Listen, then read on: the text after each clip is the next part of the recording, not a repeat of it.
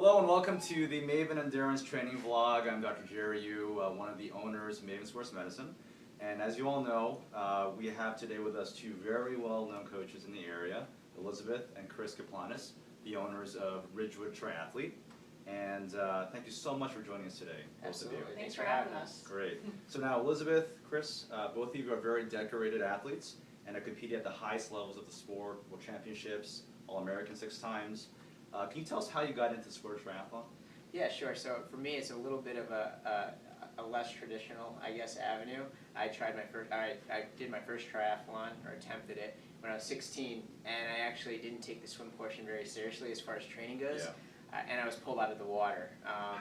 Yeah, and so once I got out of the water, I was kayaked in. I kind of said that was it, and I wasn't going to try it again until a few years later when I was looking to get back into some kind of competitive, organized sport. I've been a lifelong athlete and a competitive person, and I just needed an outlet for that beyond the industrial softball league. So triathlon was it. I gave it a try with no swim, bike, or run background in organized sports prior to that, and I've just fallen in love with it, and it's become part of my lifestyle. Awesome. Elizabeth, how about you?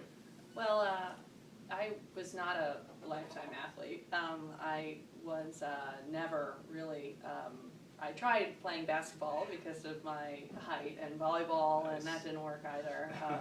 So I wasn't very good with ball sports. And I guess in my early 20s, I had met some folks that were triathletes, and they had, I was enamored by this foreign sport, and so I ran my first mile in my early 20s, and it was around the Central Park Reservoir, and I almost died. It was the hardest thing I had ever done, but I just stuck with it, and it ended up being just really great. I mean, I did my first race that year. That's such an awesome story. Now, so let's talk about the transition.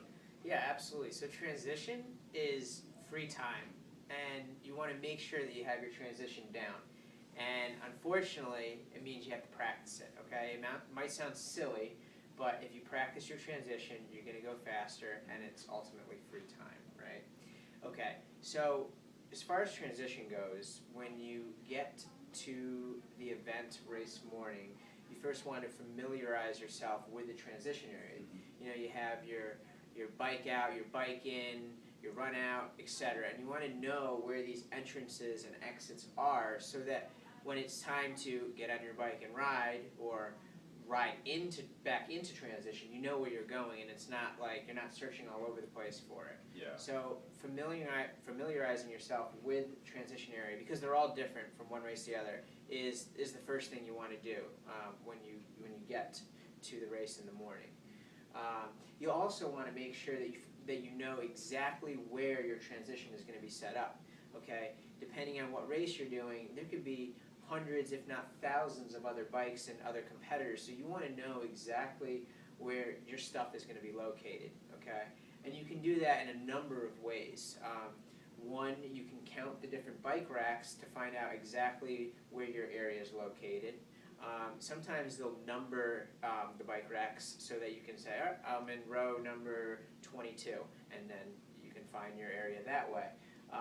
Also, you may be able to mark your area by looking at, they have garbage cans inside transition. You can say, all right, I'm the third bike row after the garbage can, or maybe you'll set up a little balloon in your transition area. A lot of people are doing that these days. But also, you can have a brightly colored towel. You could use a neon piece of construction paper just to mark your area so that you know where you are. The last thing you want to do is get out of the water. You're a little tired. You might be a little disoriented. The last thing you want to do is search up and down and all over the place for your spot, when you can take a couple preliminary measures to know exactly where you're going to be. Right. And that's going to be most important for your swim in, swim exit. So when you enter transition from your swim, because obviously that may be a different spot than when you walk into transition in the morning with your bike. It doesn't matter at that point. It matters from wherever that arch is that you're going to be entering in from the swim. And the same goes for when you get off your bike, because now you're on your bike, so you're not looking for your bike, you're just looking for your space. Right. So Yeah, so after you familiarize yourself with the area, the entrances and exits for the swim, bike, and run, you also want to know where your specific area is going to be, and you want to know how to find it, whether you're coming in from the swim or you're coming in from the bike, etc. And then, from there, you want to set up your area, and you want to do it in a smart way, as smart as possible. So Elizabeth will talk about that. Yeah, so now that you've sort of oriented yourself with the actual transition area, you're going to want to now start to set up. So the first thing that you're going to do is you're going to have your bike, you want to put it on the transition rack, and you're probably going to want to have your bars facing out if that's possible. So racking your bike by your seat post is if possible, is the best way to do it. That way, when you pull your bike off, it's just grab and go. As far as then laying out your stuff, right, as you're unpacking your bag, you want to think about what's going to happen first. So your swim stuff, you can keep that in a pile to the side because you don't really need to worry about setting that up in your area. But you have, for the bike, you have your helmet, your sunglasses, and your bike shoes, and then possibly bike, socks for the bike if you wear socks when you ride.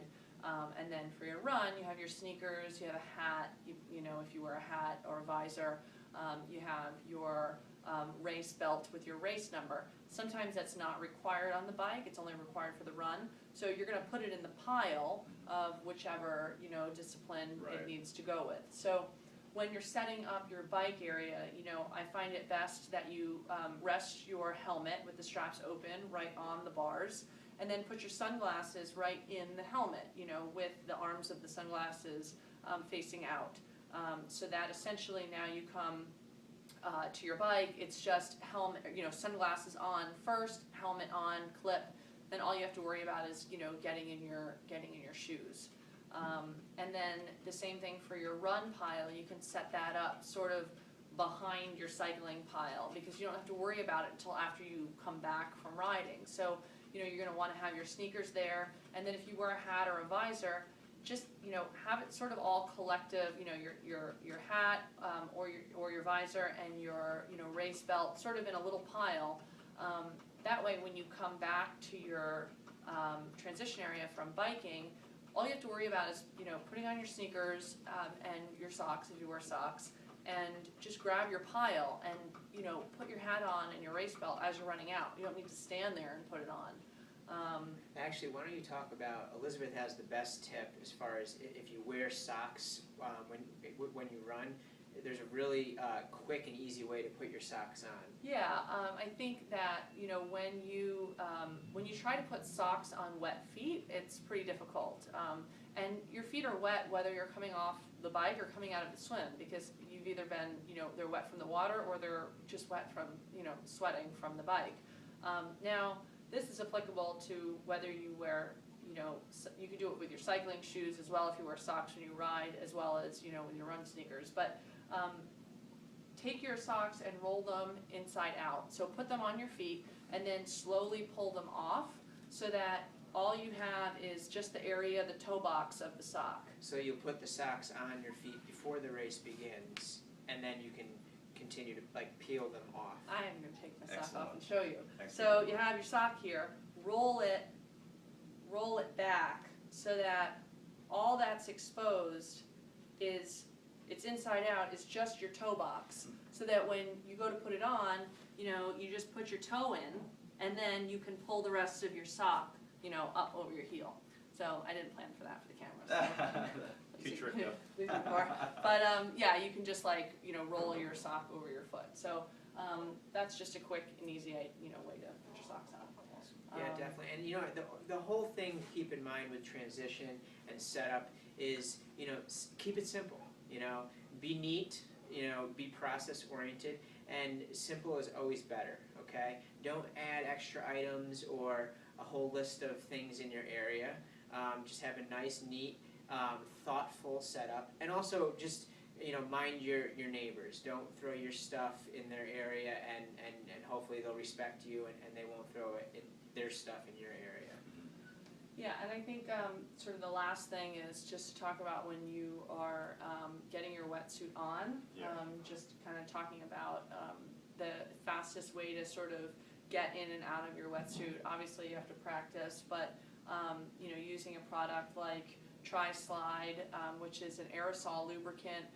You want to really, spray down your legs, spray down your arms, and then put your wetsuit on, and then you can use that lubricant over the wetsuit as well, so that the outside of the wetsuit is actually slick. That way, when you go to pull your wetsuit off, it's going to be, it's going to come off easy from the inside because your legs are lubed, your arms are lubed, but also then when it folds onto itself, it'll slide right off as well. And don't use PAM. A lot of people use PAM. It sounds like a good idea, but it's really only a good idea for cooking. Because, you spray the PAM on a turkey and you cook a turkey, and, what's going to happen when you go out for a bike ride or you're running and you still have some, PAM on it, you're going to cook, you're going to get burned, and it's just not really comfortable. So leave the PAM for cooking. Not to mention, it does compromise the you spend a lot of money on a wetsuit and it sort of deteriorates the material of the wetsuit as well. Yeah, that seems to be an old school way of doing things back in the day when Yeah, they had Tri-Slide or yeah, before they had, products. I guess triathlon lubricant, Yeah. Yeah, so that's pretty much the gist with transition. It's really important to practice it. Get a few friends together. If you're in a tri club, get some members and practice it. It might sound silly, but the more you do it, the easier it's going to become. Don't save it for race day. People work really hard to get their cycling speed up or their run pace up, and by just saving a few extra minutes in transition, it's the equivalent. If you can save 3 minutes in transition and you're running a 5K, that's like 3 minutes or 1 minute faster per mile. Wow. Or even 30 seconds faster per mile over a 10K. So think of it that way. It's free time, take advantage of it, and practice it a few times ahead of time. Yeah. So that's pretty much it for that. We'll leave you with just a couple tips as far as race morning and transition goes. And the first one has to do with your wetsuit, okay? Generally speaking, and for the most part, 99% of the time, you're not going to wear your wetsuit to the event. I know, you're probably thinking, what are you going to say? You want me to wear my wetsuit to the race?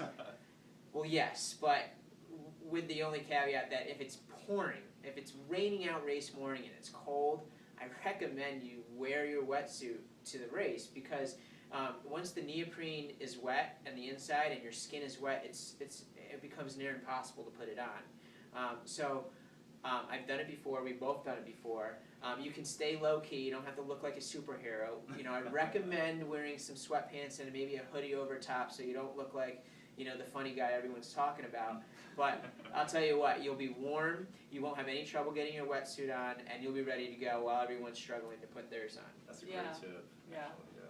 It does. And really, most importantly, it just keeps you warm. Because it's freezing on those rainy, sunny mornings before the sun comes up. Yeah. The second tip, is about sunscreen. I don't think we really touched on that, but sunscreen is important for a number of reasons. Obviously, we are aware of the skin health benefits of sunscreen, but also remember that if it's a hot day and it's a sunny day, which it is the summer, so when you get sunburned, your skin is hot, your skin is cooking, it's burning. So, you want to be able to keep your body as cool as possible. And, there's all the tricks when you run through the aid stations of grabbing, water or ice or, splashing it on you. Well, one of the easiest things you can do is really wear a very, good sunscreen and, sunblock for that matter. SPF 50, put it on and, put it on after you get body marked. That's a really important thing. And for those of you maybe that haven't raced, body marking is basically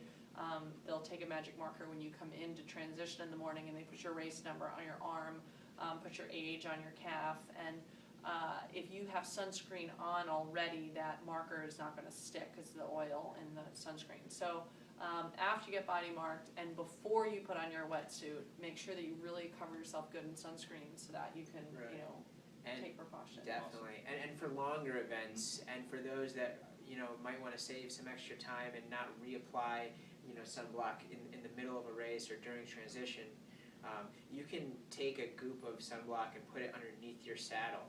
And you won't know it's there, but when you're riding on the bike, if you need to reapply, especially on longer races, you can just reach under your saddle and put it on your shoulders or on your face, wherever you may need it. And then once the race is over, you can just wash it off. It's not going to affect or harm your bike in any way. Awesome. Well, those are really good tips. Thank you so much, Coach Elizabeth, Coach Chris, from Ridgewood Triathlete. How can athletes get in touch with you? Yeah, absolutely. So obviously you can find us online at ridgewoodtriathlete.com. You can also put in njtriclub.com and it'll take you to the same place. Of course, we're on Facebook, Ridgewood Triathlete. And then if you want to email us, you can send us an email to info@ridgewoodtriathlete.com, and the two of us will get that email and we'll respond to you within less than a day. So if you have questions, if you need any help, if you have questions about the video, reach out to us. We'd love to help. Yeah, we've been there before, so no question is stupid, and we really encourage, reach out to, there's resources in the area, and we work, again, with athletes of all levels, so, if you're new to the sport, welcome, and, we hope to hear from you. Awesome. Thanks so much again for joining us. Thank you. Thanks. Great. Take care.